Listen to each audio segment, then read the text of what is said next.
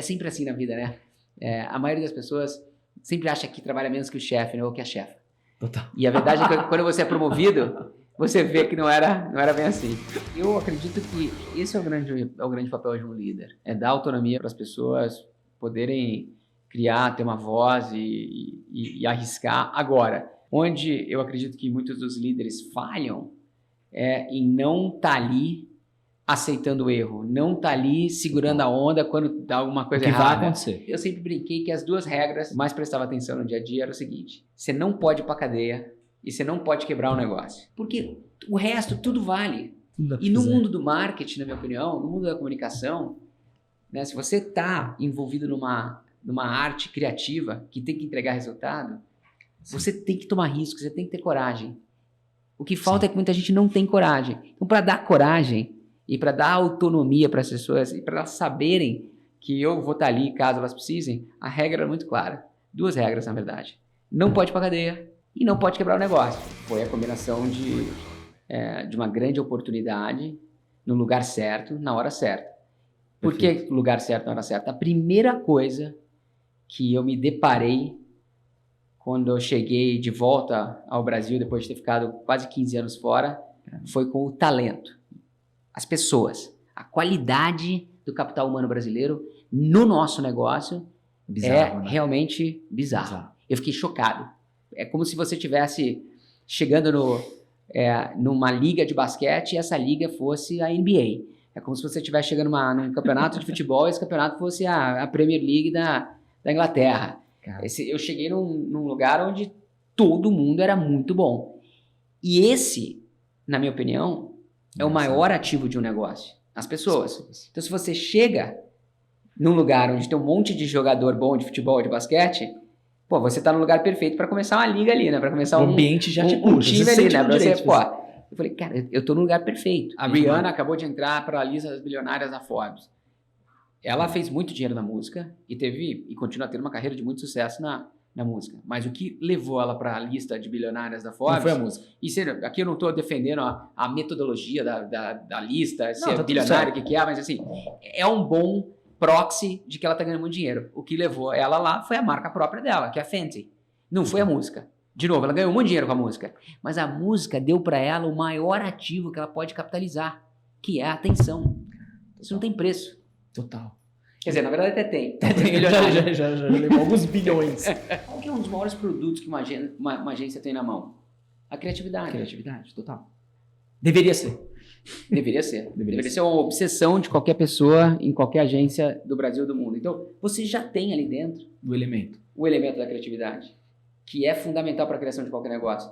E eu acredito que cada vez mais o mundo, o social selling, a conversão entre comércio e entretenimento, a construção de comunidades, isso aí vai cada vez mais estar muito mais latente, presente na vida das pessoas. Então, uma agência em Manaus, a gente está falando de Manaus agora, ou de Belém, sem dúvida nenhuma, pode usar a criatividade que ela já tem dentro de casa, que ela transforma em comunicação para outras marcas, para coisas próprias. Seja uma marca própria, um produto próprio, pode ser uma mídia própria. Então, sem dúvida nenhuma, eu acredito que esse é o futuro e mais do que nunca eu acredito que a gente está no lado certo da história. O vento está soprando, é muito bom quando o vento sopra para a direção certa, para onde você quer ir, né? E é o que eu acho que a gente está vivendo no Brasil nesse momento. Uma vez eu tive um professor aqui na faculdade que falou, né, quando o cara tem uma padaria, no final do dia, se vendeu todos os pães, é um mau resultado. Curioso. Sabe por quê? Curioso, não. Ele poderia ter vendido mais. Porra. Boa. Se acabou o pão, sabe? Se todo dia acaba certinho o pão, talvez você deveria estar fazendo porque ele só vai descobrir inclusive, que acabou porque alguém vai pedir pão e vai falar, não tem. Exatamente. É isso aí.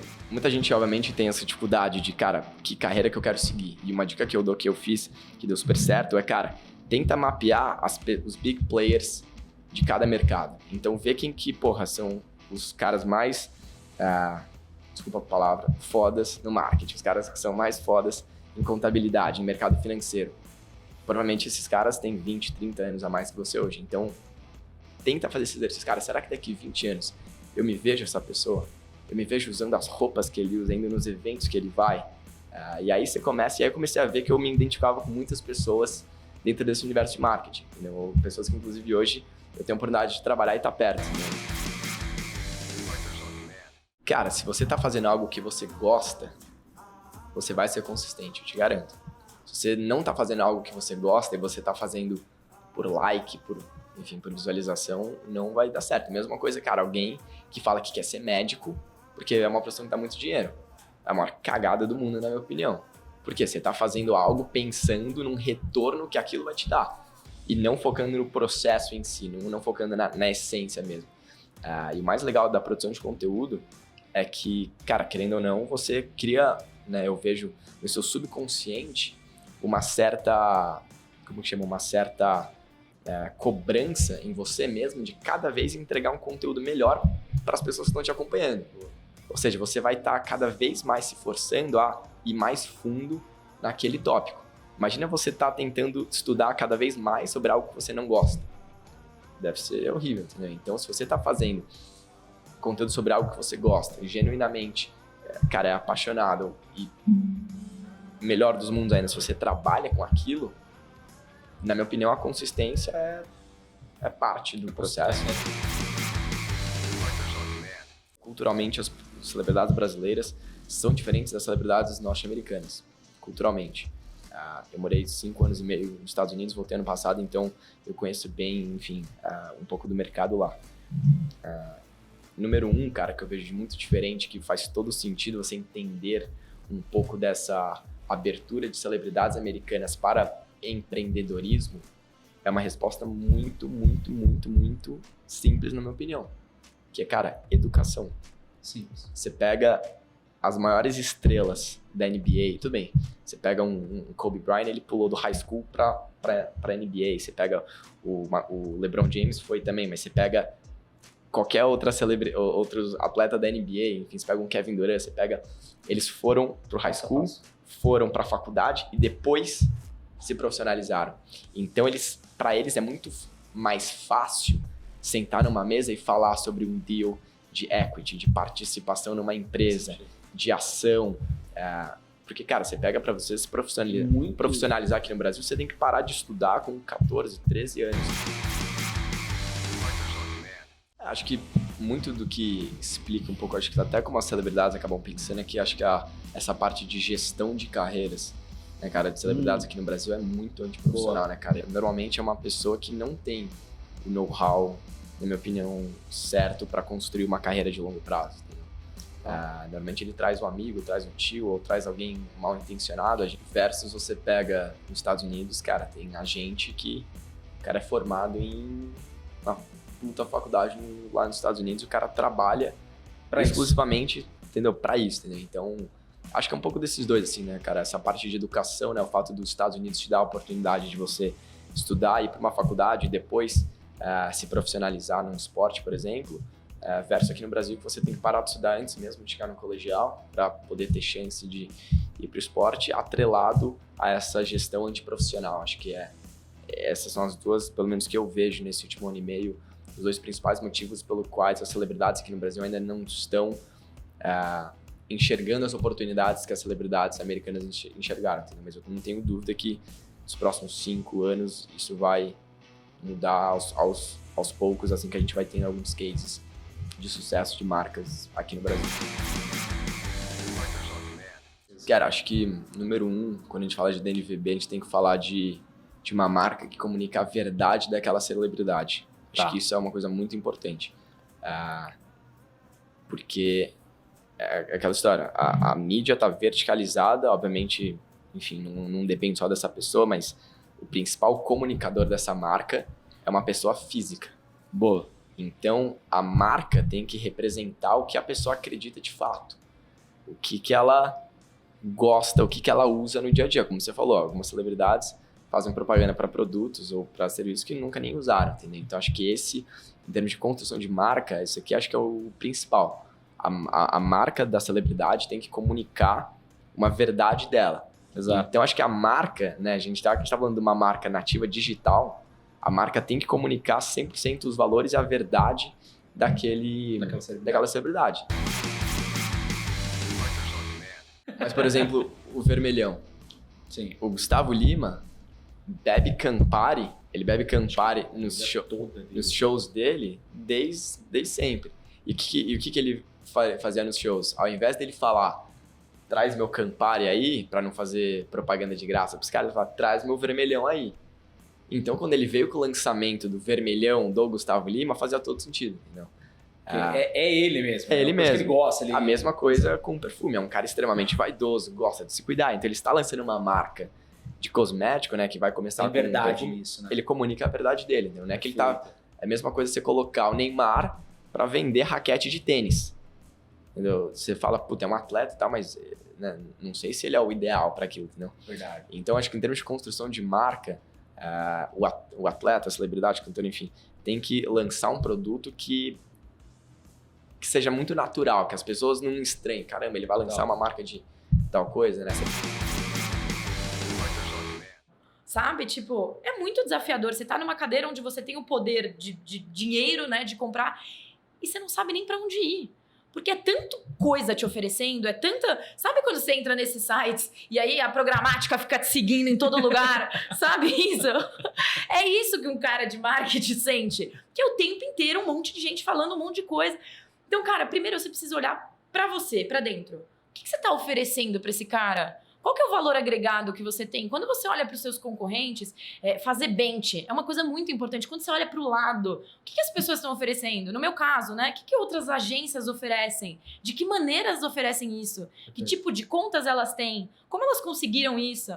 Então, primeiro de tudo é você, antes de saber do outro, é você saber de você. Qual é o seu valor agregado perante ao que os outros estão fazendo? Porque às vezes a gente também olha muito pro umbigo. Putz, eu sou foda, minha marca é incrível, eu tenho uma agência nananã. Sim, mas por exemplo, até aqui, tem várias coisas que a gente faz muito, muito bem. Tem outras coisas que a gente está desenvolvendo. Perfeito. Nem tudo a gente faz muito bem. Eu vou chegar pro cara e vai falar assim, não, isso aqui a gente... Não Vem vou falar isso. Domino. Mas a gente precisa saber quais são as nossas fortalezas, sabe? E aí quando você se conecta de uma maneira verdadeira com a pessoa... De pessoa para pessoa, eu nunca vou... Genuína, eu nunca vou numa... Eu sempre brinco isso nas minhas reuniões, né? Eu não tenho um portfólio que eu chego aqui, ó, e falo assim, ó, minha prateleira aqui, vamos escolher um negócio. Se você já chega... E por mais que você tenha produtos envelopados, o que não é ruim, é ótimo. Inclusive, para escala, é muito melhor você ter uma série de produtos prontos, né? Você perde o valor agregado do que você está fazendo ali. Porque você se torna desnecessário dentro daquele meio de caminho. O que você precisa fazer é ser a pessoa que vai solucionar o problema daquele cara. O que você vai fazer com aquele CMO, com aquele diretor de marketing, com aquela pessoa que você está oferecendo? Como que aquela pessoa vai evoluir profissionalmente a partir daquilo que você está fazendo por ela? Então, acho que são algumas perguntas que você tem que se fazer antes de você ir para uma reunião. Sabe? Quem é o cara? Eu vou fazer uma reunião com o Thiago. Cara, quem é o Thiago? Qual que é o histórico do Thiago? Onde o Thiago já trabalhou? O que ele já fez? Quais que foram as últimas contratações? Quais que foram as últimas coisas que foram colocadas na rua? Como eu ajudo o Thiago, antes de eu ajudar a partners. Perfeito. Primeiro eu ajudo o Thiago, primeiro eu me conecto com o Thiago, porque quem vai tomar a decisão no final do dia é o Thiago. E aí, vocês dois juntos vão ajudar a partners, né? Tô trazendo a partners aqui como um exemplo da marca. Então, é muito dessa maneira. E aí, como que você consegue essas reuniões? Eu, graças a Deus, tenho muito a facilidade de conseguir abrir portas pela relevância que a Adventures toma no mercado, pela postura que o Ricardo e o Rafa têm. Mas eu, como profissional de comunicação há tempos... Você tem que dar continuidade a essa... Exatamente. Esse e eu tenho minha carteira de clientes também. Então, Sim. assim, desde quando eu trabalhava lá atrás até hoje, tem uma série de clientes que eu converso até hoje, que você cria relações genuínas. Ter melhor qualidade na sua entrega, tenha melhor qualidade das suas pessoas, né? Então, remunere bem, contrate bem, não pense só em quantidade, pense em qualidade. A gente é um job de serviço, né? A agência, a criatividade, ela só vem de gente, ainda não vem de máquina, né? Você consegue usar a criatividade humana para fazer... É o nosso diferencial, né? É o nosso diferencial, exato. Então, acho que esse é o primeiro ponto. E aí, se você tem essas pessoas boas, com bom nível de senioridade, para ter conversas, igual a gente está falando aqui nesse papo, cuide também dessas pessoas desde o momento da seleção, né? Então, pessoas boas geram ideias boas, que geram boas relações. Então, esse é o segundo ponto. E sim, né? A gente falou que isso é importante ter esse tempo do ócio, né? Durante muito tempo, o ócio, dependendo do teu modelo, ele é mal visto, como se fosse um tempo não útil. Mas se você tem uma estratégia, por exemplo, comercial dessa, que a gente está comentando, para mim, é a mais assertiva hoje em dia, cara, na verdade, você está direcionando um tempo para ter mais probabilidade de gerar esse momento que a gente estava falando, de gerar esse contexto, né, de abrir essa conversa com o cara. Então, precisa ter bastante clareza e entender o quão você vai crescer o teu negócio, qual que é a tua estratégia de expansão, para que você chegue para alguns profissionais mais sêniores e fale, ó, você tem, teoricamente, 8 horas, 9 horas de trabalho por dia, pelo menos por semana, 2, 4 horas, dedica meio período. Isso. Dedica a ter algumas ideias, eu quero falar com essa marca, se tiver alguma ideia, escreve aí no papel, eu vou ter o maior prazer de divulgar para as pessoas. Então, isso vai te economizar um tempo precioso, pessoas interessantes, interessadas. O que é interessante? Eu não busco uma pessoa que tenha uma carreira muito linear, a não ser que eu queira muita profundidade em determinados perfis. Eu gosto um pouco mais de ter repertório. Então, eu gosto de saber por onde ela passou, o que ela faz, fora ali das 4 linhas, né? Então, acho que esse é relevante quando eu quero buscar uma pessoa que seja interessante e possa ter fit também com o desafio que a gente está tendo. Interessada, a pessoa tem que querer aprender mais, se desenvolver mais. Tem que querer o novo, né? Hoje, não tem jeito, cara. Falando de marketing, por exemplo. Hoje, um engenheiro, quanto mais ele estuda, ele sabe. Mais ele sabe. Um médico, quanto mais ele estuda, mais ele sabe. O marketing, quanto mais você estuda, você vai descobrir que menos você sabe. Porque as coisas mudam muito rápido. É mais experimentação, muito rápido. Muito volátil. Hoje, alguns dos nossos clientes, há 10 anos atrás, não existiam. A gente ficou assustado que a gente atende Tinder. Talvez quem está nos ouvindo acha que Tinder sempre existiu. Tinder acabou de completar 10 anos. É super novo. E ele é o maior dating app do mundo hoje, né? Do Brasil também, obviamente. Então, e é nosso cliente. Então, olha como mudou. Né? Quer dizer que o cara de marketing de 10 anos atrás, olha quanta coisa tem nova. Ele tem que continuar se atualizando sempre. Então, em estratégia, né, ou em planejamento, tem que ter uma atualização constante. E tem que ser interessada em ir atrás. Então, quando a gente falou sobre ser interessada de fato no negócio do cliente, é importante que você consiga identificar isso logo numa seleção, ali no primeiro papo, que você fala com a pessoa, sabe um pouco de como ela utiliza o tempo dela com outras coisas, como ela nutre o repertório dela, eu acho que é bem relevante. Então, hoje, o time de estratégia da Advent são compostos de pessoas interessantes e interessadas. O primeiro, eu acho que o modelo tradicional de agência, ele ainda funciona bastante em várias regiões do Brasil. Né? Eu não criaria um negócio que o meu único propósito é ser o maior, porque o maior é relativo. Às vezes você é o maior em faturamento, mas tem a lucratividade baixa. Dar exemplo para vocês, tem uma agência grande aqui no Brasil que ela foi construída para atender a Nike. E ela é a agência da Nike. Isso para portfólio é maravilhoso. Só que a agência não dá lucro. Ela é uma estratégia de um braço internacional que a unidade do Brasil não daria lucro, mas atenderia a Nike. Essa foi a exigência que a Nike fez no momento. Então, tá vendo? Aí eu posso dizer, meu sonho é atender a Nike. Tá bom, não vai dar lucro. Já saiba disso. Saiba disso. Você vai pagar para trabalhar. Você precisa ter uma estratégia clara de lucratividade também e caixa é super importante nesse mercado. A gente trabalha num business de serviço. Hoje você tem, amanhã é difícil você ter uma recorrência muito certa. Então é importante que todos os negócios sejam saudáveis. Eu me preocuparia em estou gerando valor para os clientes que eu tenho hoje. Pode ser um cliente. Se você conseguir uma sorveteria, cara, mas passe 2 dias, 3 dias, o dia inteiro na sorveteria. Acho que essa é a primeira coisa que é básico que a gente às vezes renega. Vá lá, fecha o contrato com essa pessoa, talvez ela não te remunere tão bem no primeiro momento, mas mostre que você também vai calçar o sapato dela e sentir um pouco das dores. Se você conseguir fazer isso numa sorveteria, é a mesma coisa para uma loja de departamento um pouco maior. Se você conseguir fazer com uma loja de departamento, é a mesma coisa para uma rede, para uma franquia de 10 unidades. Se você conseguir fazer isso, e aí eu acho que você vai conseguindo ter esse propósito muito claro e ter saudabilidade no teu crescimento. Senão fica, eu quero ser a mais conhecida no meu bairro. Tem várias maneiras de atingir isso. Né? Criar-se a tradição, se é o clichê, sei lá como queira chamar isso, de que tem que ser o maior. Eu diria que do ponto de vista financeiro, tem 3 coisas principais que esse cara deveria olhar como dono de negócio. né? A primeira delas, e quando eu faço uma pergunta para qualquer dono de agência pequena, 95% das pessoas erram a resposta dessa pergunta. E você que está nos ouvindo aí, me responda essa pergunta. Qual é o maior fornecedor da sua empresa?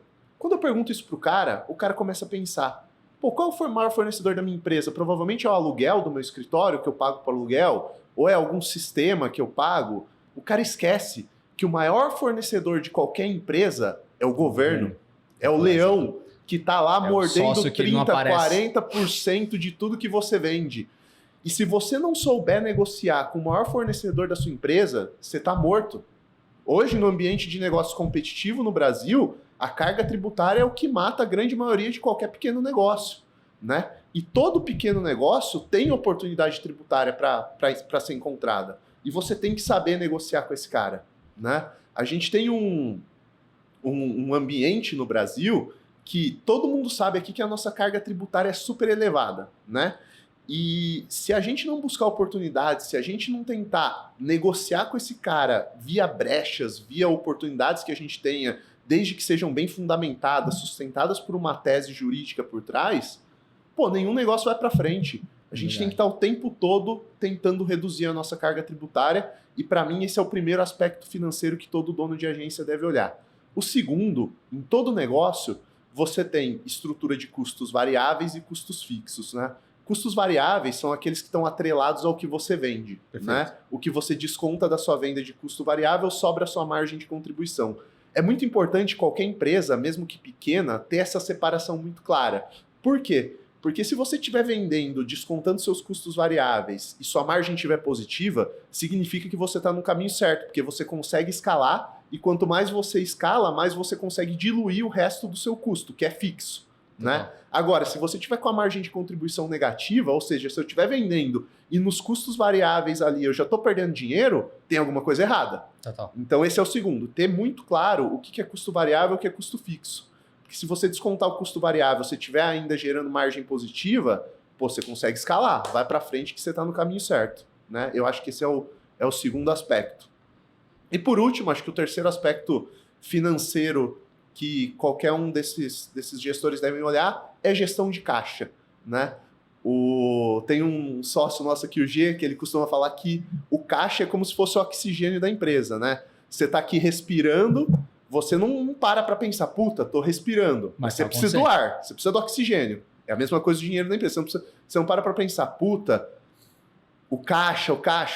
Mas se você não tiver o caixa, seu negócio quebrou, né? Então você ter uma visão de controle de caixa em qualquer negócio, principalmente pequeno, é fundamental.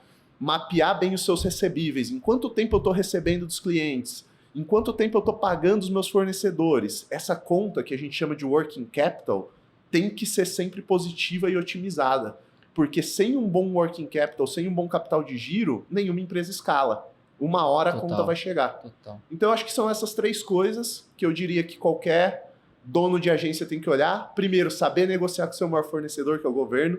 Segundo, entender a sua estrutura de custo. E terceiro, olhar com carinho para o seu caixa. Que é quando você olha aqui, você falou, tem uns 8, 9 líderes aqui, cada um com a sua área, ajudando a construir adventures, que é esse ecossistema que a gente chama, né? E dentro de um ecossistema, a gente tem uma particularidade aqui, por exemplo, dentro da Adventures, que, cara, a gente é uma empresa que multifunções. Pô, a gente tem aqui dentro uma empresa de serviço, de prestação de serviço, que é uma agência, como se fosse uma agência de publicidade, né? Nosso braço de advertising. Sim. A gente tem uma grande aceleradora de empresas, que é o Partners. A gente tem uma empresa de produtos, que são as nossas marcas próprias que a gente lança. E a gente tem uma empresa de tecnologia aqui dentro.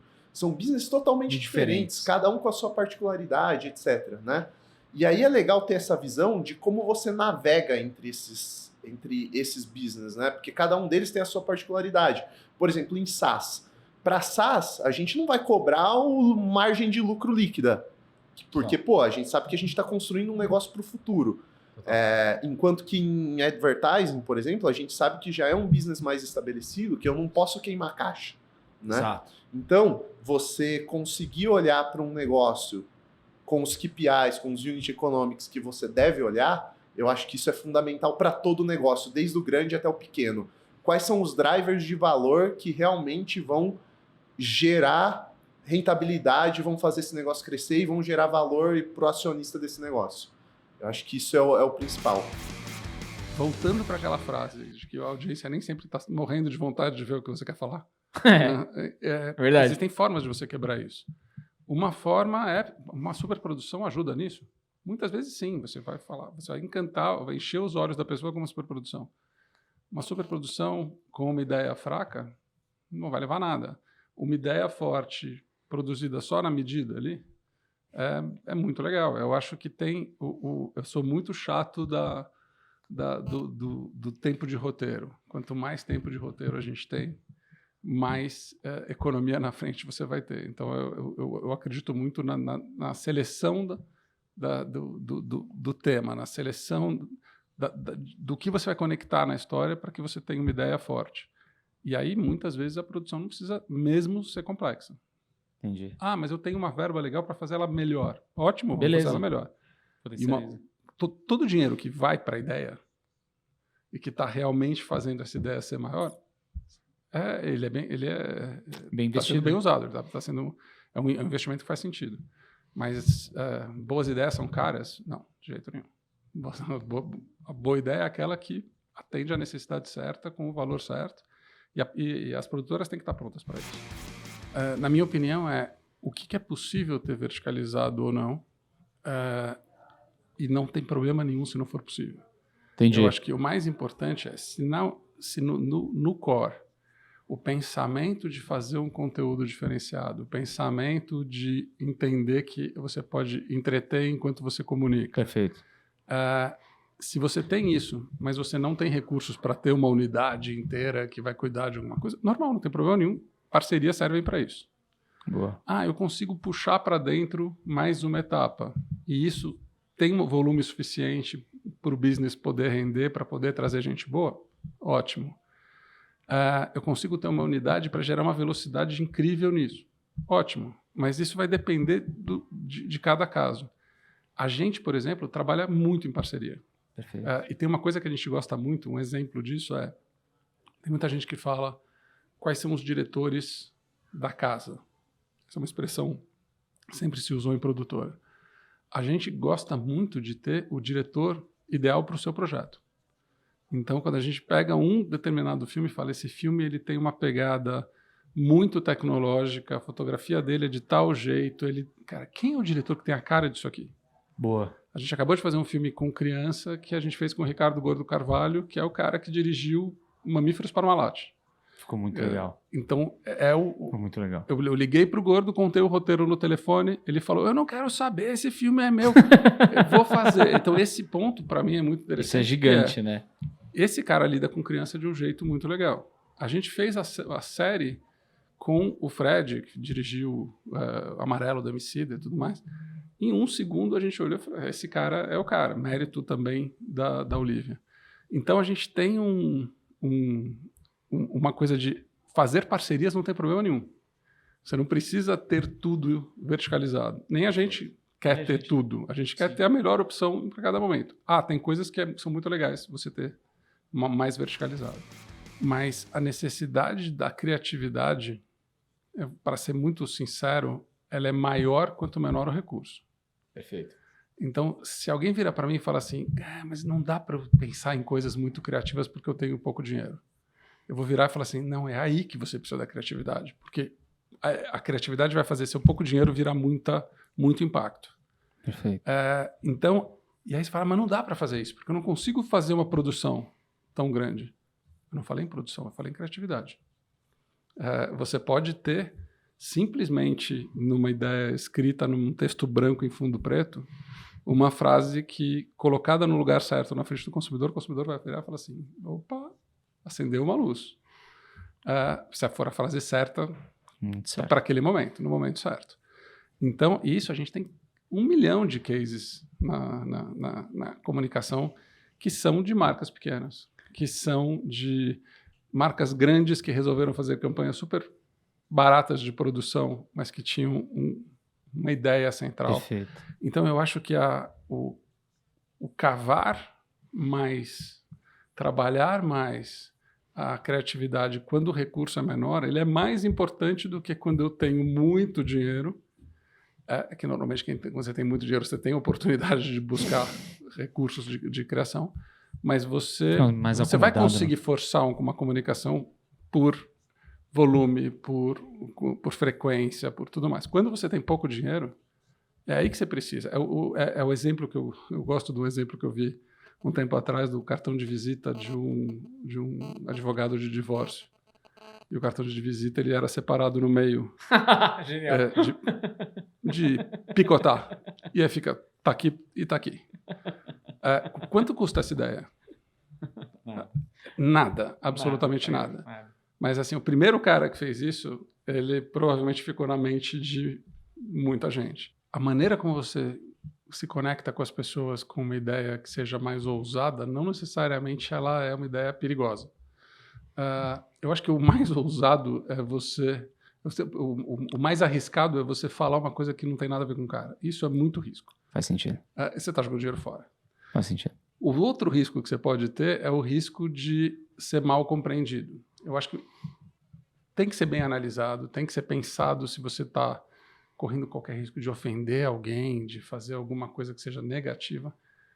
Se não é isso, é por isso que o Test and Learn é tão legal, você pode colocar uma mensagem mais ousada e ver como ela é recebida num ambiente mais controlado. Agora, risco faz parte. Eu acho que partindo do ponto que você não está passando nenhum limite ético, legal, de princípios, você está tentando se comunicar com aquele cara que nem sempre quer te ouvir. Então, você vai buscar um caminho diferente. Mas eu acho que tem casos que você precisa ser mais ousado e mais arriscado, e tem casos que você simplesmente tem que acertar o ponto certo da comunicação. É muito provável que tem gente muito interessada naquilo que você tem para dizer. Porque se é uma empresa que está crescendo, se é uma empresa que está começando, é porque ela encontrou algum serviço ou produto ou serviço que a pessoa quer. Então, vamos achar também a maneira de entreter e não interromper, vamos achar a maneira de comunicar aquela solução de problema de um jeito legal, e aí a ousadia dentro de um determinado limite ela é só positiva.